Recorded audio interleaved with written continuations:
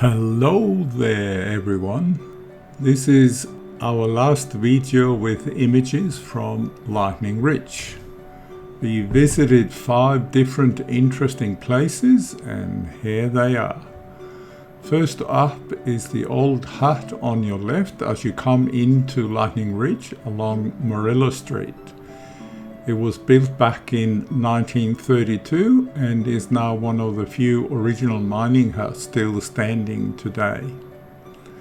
Following that, we visited the Down to Earth Opal Store, which is also in Morilla Street, just up from the old hut. We were mainly interested in seeing some of the black opals and how much they cost. As you can see in the photos, some of them are quite expensive, so be aware.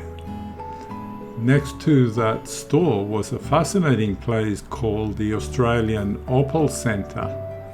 They have a large collection of fossilized plants, marine and dinosaur bones, which also have been opalized. Seeing some of those exhibits makes you marvel at the timescale involved when plants and animal bones also turn into opals. After that, we moved to Opal Street, where just on the right after the turn from Morilla Street you find the John Murray Art Gallery.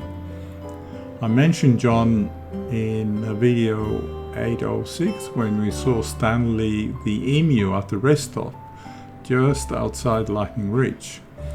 John is a very talented artist with an eye for the outback landscape and has painted photorealistic, hilarious scenes as you see in some of the photos from outside the gallery.